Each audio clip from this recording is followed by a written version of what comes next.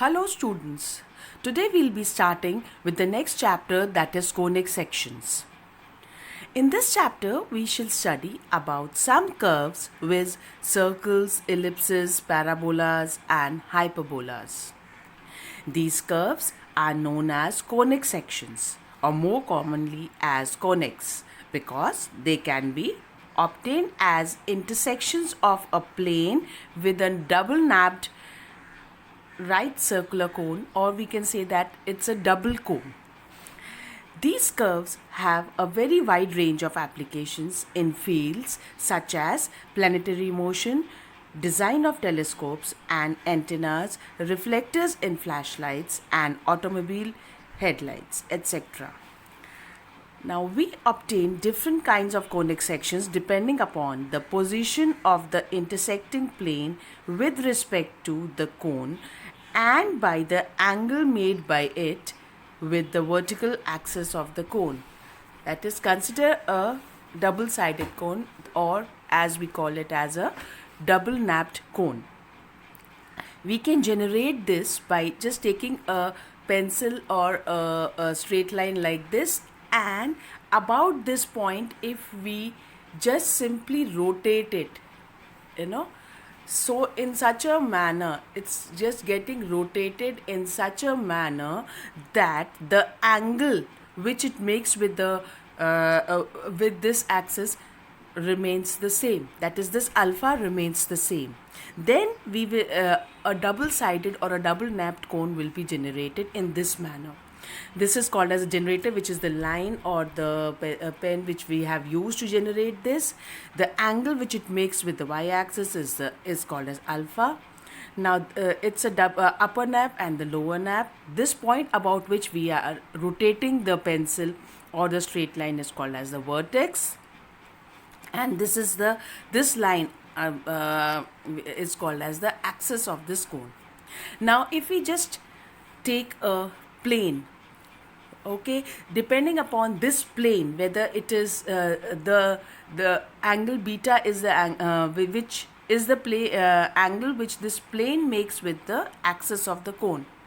So depending upon this angle and the direction of this plane, we get various shapes as we have just mentioned: circle, ellipse, parabola and hyperbola. And so when the plane cuts that part of the cone or the nap of the cone, we have following situations. First is when beta is 90, that is, beta is the angle which the plane makes with the axis of the cone. The section is a circle. When alpha is the angle about which we are rotating the generator, which it makes with the axis. So alpha is less than beta is less than 90, the section is an ellipse. Similarly, when alpha equal to beta means the angle made by the generator and the axis, as well as the angle made by the plane and the axis, if they are both equal, the section is a parabola. Now, in each of the above these three sections, the plane cuts entirely across one nap of the cone. When beta lies between 0 and alpha, then the plane cuts through both the naps and the curves of intersection is a hyperbola. Now today we are going to take up circles in detail. Okay, now let's first take up the definition of the circle. A circle is a set of all points in a plane that are equidistant from a fixed point in the plane. Or we can say that a circle is the locus of a point which is always at the same distance from a fixed point. The fixed point is called as the center of the circle, and the fixed distance from the center to the point on a circle is called as the radius of a circle. All of you must already be aware of this thing, but now we are formally defining the circle in the form in which we will be using it. And we will be extending this very form of definition for the other three shapes also, that is for parabola, ellipse and hyperbola also. Now consider a circle of radius r having center at the point h, k. In order to find the equation of the circle, we have to take an arbitrary point pxy on the circle and make it satisfy the condition for being on the circle. And this is the process which we use to find the equation of any figure. The same process we followed for a straight line also, same we'll be doing for all these shapes. So equation of a circle.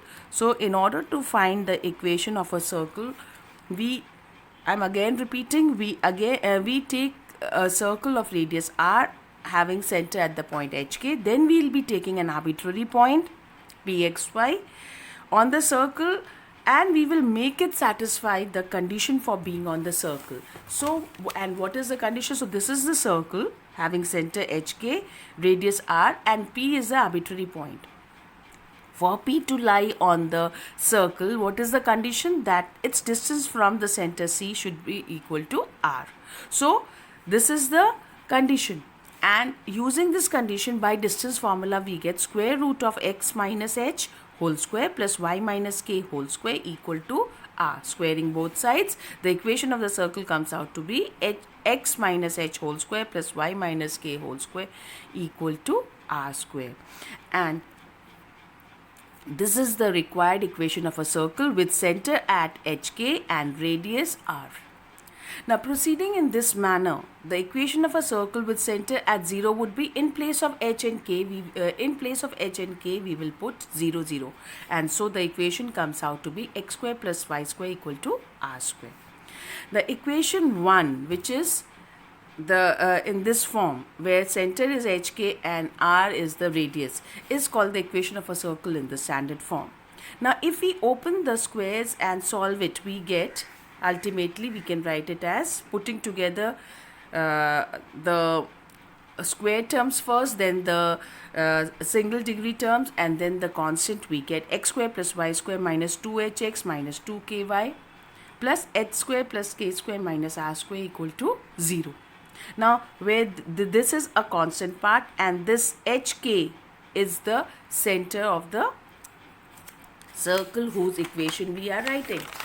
Now, proceeding in this manner, now we can write the general form as x square plus y square plus 2gx plus 2fy plus c equal to 0, where the center is given by the negative of the coefficient of half of the coefficient of x and y, that is minus g and minus f will be given will give us the center, and c is a constant whose value is which is written in place of h square plus k square minus r square. So from here, and using the value of hk, we can find the radius of the circle. But here in class 11, we will be finding the center and radius of the given circle given in the general form by converting it first to the standard form and then comparing with the standard form. Now, so let's consider some important characteristics of the equation of a circle. First thing which we notice is it is of second degree in both x and y. Second point, coefficient of x square is always equal to coefficient of y square. Now usually we see it is the coefficient of both x square and y square is 1. But even if you multiply throughout by the same number, that is, which makes the coefficient of x square and y square is same, then also we say it is a equation of a circle. And the third point is that coefficient of xy is equal to 0, that is, there is no term where x is getting multiplied to y. Now let's do a few examples to understand the concept which we have studied just now. Find the equation of a circle with center this and radius. So we can get one kind of questions where the center and radius would be given to us and we will be required to find the equation. So we simply consider the standard form as x minus h whole square plus y minus k whole square equal to r square. So we say that let the equation of the circle be this. Now in this, now says the center is given to be minus 3, 2. So we get h is minus 3 and k is 2. And the value of radius is given to be 4 and so r is 4. Substituting these values, we simply get the equation of the circle as x plus 3 whole square plus y minus 2 whole square equal to 16. Now another kind of questions would be that we will be given equation in the standard form and we will have to find the center and radius. So here we directly compare, comparing it with the standard form, we know that this x plus 3 can be written as x.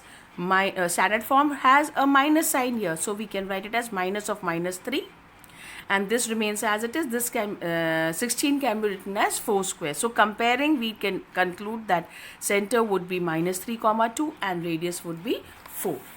Now the next kind of questions could be that we'll be given the equation of the circle in the standard form, in the general form, and we'll be required to find the center and radius. Now for that, what we do is, as I've already spoken about it, that in this class you will be required to convert it to the standard form first and then find the center and radius. So now the process of converting to standard form is, we want both x terms and y terms in as a perfect square. So we have to we collect the x terms and the y terms separately, and then we have to do the process of converting to perfect square. For that, what we do is, first we collect x and y terms, we get it something like this, and the constant is written separately. Then now here, in order to make it a perfect square, we know that there are 3 terms. One is the square of x, one would be the product term, and one would be the square of the constant. So here we have the first 2 terms. So writing it in the standard form, we have x square. Then for the middle term in the expansion is twice of the first term into the second term of the square. So what we have is x square plus, now this can be written as 2, we definitely need. First term we definitely need. What we are left with? 4. It means the next term has to be the square of this 4. So we need 4 square. If we are adding 4 square, we have to subtract 4 square. So basically we have written these 2 terms in this form, thereby making it suitable for us to write in the form which we require, and we have not even made any change to it because we have subtracted whatever we have added. Same with this term, y square plus the middle term would be twice of y, definitely we are left with 5. Now this 5 will come as the square in the third term, so that is plus 5 square. So we have to also remove it, so minus 5 square. Minus 8 is as it is, equal to 0. Now combining these 3 terms, it's the square of x plus 4 plus, because of this plus sign here, so plus 4 whole square minus 16. Similarly this becomes y plus 5 whole square minus 25, and this minus 8 is as it is, equal to 0. Now this is x plus 4 whole square plus y plus 5 whole square. Now put these 3 together. This is minus 49. Take it to the other side. It becomes 49. And so the standard form of the equation becomes x minus 4 whole square plus y minus 5 whole square equal to 7 square. Comparing with the standard form, we get the center of the circle is minus 4 minus 5. And the radius is 7 units. Now let's take up a few questions from the exercise 11.1. Question number 8 says, find the center and radius of this equation. So again, we have to first convert to perfect standard form, and for which we have to convert to perfect squares. So collecting the x terms and the y terms and the constants separately. So what we get is something like this. Now converting this to perfect square, x square minus 2 times x, then we are left with 4. This 4 square has to come as the third term, so we have to remove this 4 square. Same way this one, y square plus 2 into y, we are left with 5, so 5 square would be the third term, and we have to remove this 5 square. Minus 12 gets carried down as it is, equal to 0. This becomes x minus 4 because of the presence of minus over here. So x minus 4 whole square. This becomes x plus 5 because of the presence of plus sign in the middle term. And these constants get together, which you take it to the other side, it is 53. 53 is not a perfect square, but we can write it as root 53 whole square. Now comparing with the standard form, we get the center is 4 comma 5. and sorry 4 comma minus 5, and the radius is root 53. Now the next kind of question is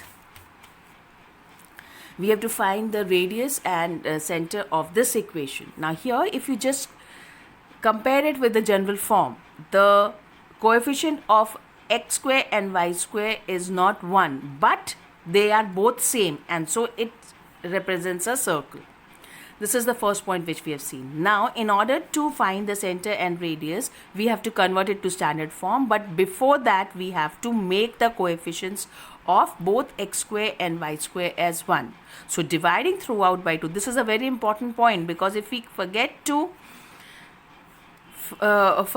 divide and by the coefficient, then and just simply compare it with the standard form, then the equation so formed will not be in the standard form, and the center we will report the center as wrong. And so we have to first divide by 2. We get x square plus y square minus half x equal to 0.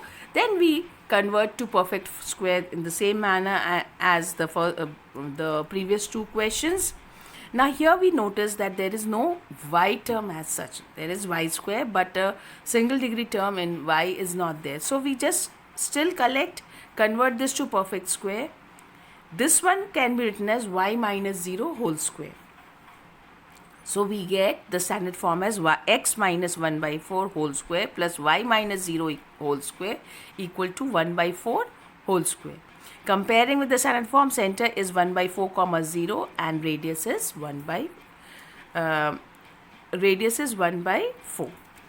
Now the next kind of questions, very important questions. We are asked to find the equation of a circle passing through 2 points, and when the center is given to lie on this line.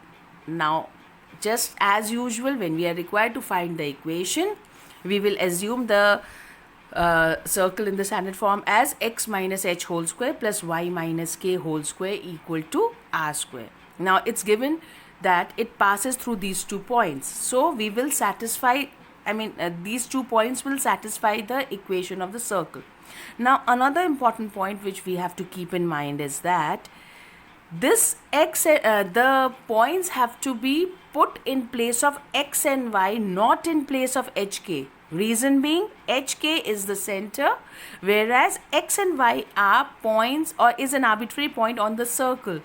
Since the circle passes through this point, it means this point lies on the circle and has to be replaced in place of or put in place of x and y. Okay, so what we get is 2 minus h whole square plus 3 minus k whole square equal to r square. Similarly, so solve it. Similarly, it passes through minus 1 comma 1, and so we get this equation. Now if you just see these two equations, both are equal, have the same right hand side, and so their left hand sides will also be equal. Comparing the left hand sides, we get this. Open it, solve it, we ultimately get a linear expression in h and k as 6h plus 4k equal to 11. Let's name it as equation number 4. Another thing which is given to us is that the center lies on this line, and so now the center is hk. That will satisfy this line. So in place of x and y, here we will put h and k. We get equation number 5 as h minus 3k equal to 11. Now from 4 and 5 we get, now solving by elimination method, we get k is equal to minus 5 by 2. Substituting the value of k in this equation, we get h is equal to 7 by 2. So putting it in equation number 3, reason being, now we have got the value of h and k. We need the value of r. So in any of these two, if we put the value of h and k, the only unknown will be r, which can be found out. Okay. So putting this value of h and k in equation number 3, we get r square is equal to 130 by 4, and so r is equal to can be written as root 130 upon 2 whole square. Putting it in the equation of the circle, we get x minus 7 by 2 whole square plus y, since the value of k is minus 5 by 2, here it becomes plus 5 by 2 whole square is equal to root 130 by 2 whole square. This is the equation of the circle in the standard form, and if you just open it and solve, we get the equation as x square plus y square minus 7x plus 5y minus 14 equal to 0 is the required equation. You can leave it in either ways, either form, either in the standard form or in the general form. Now coming to the next question, that is question number 13. Here we are required to find the equation of a circle passing through the origin, making intercepts A and B on the axis. Now it passes through the origin, so the axis would be something like this. So clearly the x-intercept is A and the y-intercept is given to be B. Now what do we get from here? That this is the point of intersection of the circle with the x-axis, and this is the point of intersection of the circle with the y-axis. With this we can get the coordinates of these 2 points of intersections also, because we know that the x-intercept is A and this point lies on the x-axis, so the coordinates would be A, 0. Similarly, this point lies on the y-axis and the intercept is B, and so the coordinates of this point would be 0, B. So thus we have a circle passing through 3 points. Already we are given that it passes through the origin, and these 2 points we have found out just now. So it passes through 3 points, 0, 0, A, 0 and 0, B. Now in order to find the equation of the circle, now here an important point has to be kept in mind. In a circle we have 3 unknowns: the center, both the coordinates of the center and the radius. Okay, since there are 3 unknowns, we need 3 information.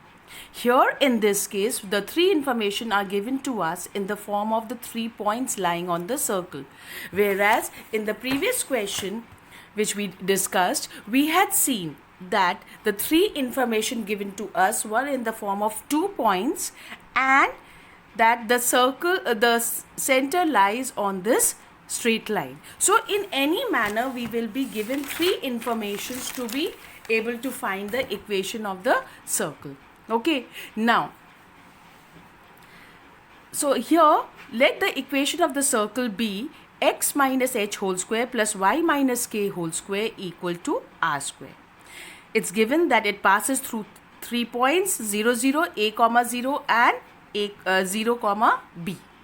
So substituting these 3 points in the equation of the circle, we get, now again I'm reminding you all that these points have to be replaced in place of x and y, not in place of h and k. So substituting these points in the place of x and y, we get the 3 equations as, when you put 0, 0, you get h square plus k square equal to r square. When we put A, 0, we get A minus h whole square. Now here A is x, so A minus h whole square plus k square equal to r square. And when we put 0, b, we get h square plus b minus k whole square equal to r square.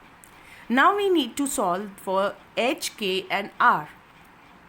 So first comparing 1 and 2, since the right hand sides are the same, the left hand sides can be compared and it gets solved to h equal to a by 2.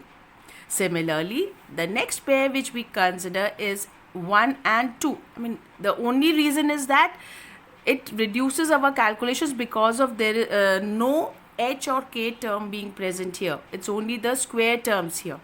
So less of calculations, that is why we are comparing. Otherwise we could compare any of the 2 equations to get the value of the 3 unknowns. Now here comparing 1 and 3, we get h is equal to b by 2. Now we have already got these 2 values. Putting these 2 values in any of the 3 equations, so preferably we take up equation number 1, which involves least calculations. So substituting the value of h and k so obtained in equation number 1, we get r square equal to a square plus b square upon 4, and so the equation of the circle is x minus a by 2 whole square plus y minus b by 2 whole square equal to a square plus b square upon 4. Now, there is one more question which I want to take up, that is question number 15. We have to check, we are given one point and we have to check whether this point lies inside, outside or on the circle x square plus y square equal to 25. So first of all, we write this in the standard form and compare it. We get that this is a circle with center at 0, 0 and radius equal to 5 units. Now, this point will lie outside the circle if its distance from the origin, which is the center, is greater than the radius, which is 5. It lies inside if the distance from the center is less than 5, and it will lie on the circle if its distance from the origin is equal to the radius, which is 5. So accordingly, just simply find the distance of this point from the center 0, 0, and then you can conclude whether it lies inside, outside or on the circle.